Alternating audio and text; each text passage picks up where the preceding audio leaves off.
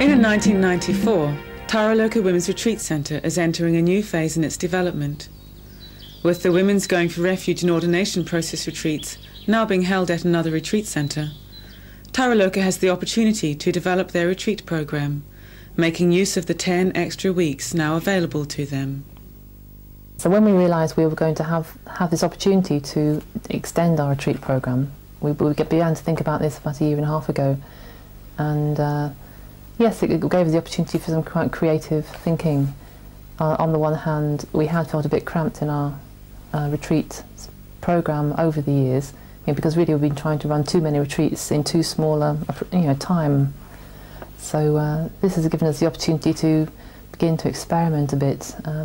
We decided that Taraloka did need to continue to provide quite a wide range of retreats for all women in the FWBO, but at the same time we also wanted to invoke more depth on the retreats, and perhaps more intensity at times.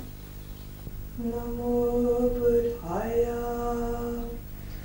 Namo Buddhaya, Namo Dharmaya, Namo Dharmaya.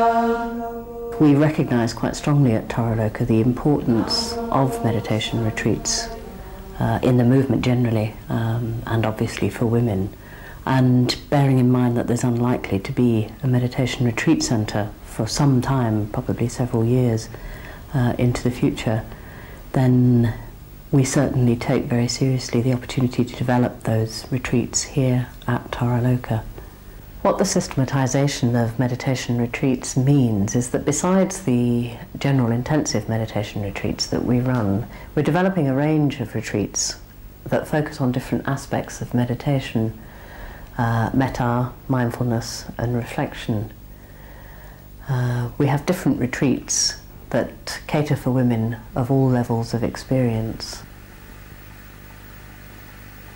We're trying something new in terms of programming our meditation retreats this year. We're programming them in blocks instead of having them dotted about in the program. And as we have quite a diverse program at Taraloka, this has the advantage of the meditation retreats running into each other, building the atmosphere, the meditative atmosphere, which I think will be very beneficial for the actual retreats. And it has an added bonus of allowing you to come on more than one meditation retreat at a time. One of the exciting things that's happened at Taraloka is that we've got newcomers retreats now that are a week long. Previously to that, we only ran weekends for newcomers. And now we've got a retreat called New Directions, which we experimented with initially over the Easter holidays. And it was so successful that we ran it again last year over Easter. Next year we're going to have 2 week-long retreats for complete newcomers to Buddhism and meditation. So we're really excited by this development, because each of the retreats we've had in the past has been fully booked with waiting lists. Taraloka, which used to be a complex of farm buildings, was purchased in 1985, with 4 women moving in at that time to begin conversion work and running retreats. The majority of building and decorating work has been done by teams of women. Since in 1990, the grounds have also been landscaped and developed as part of a longer-term vision to extensively landscape the whole site. In July this year, further developments are planned in the context of 3 special Tara retreats. We're hoping to create an atmosphere of ritual and devotion around which we're going to put the finishing touches to a new gateway to Taraloka. This is quite an exciting project, which is going to be begun actually on a landscape retreat earlier in the year.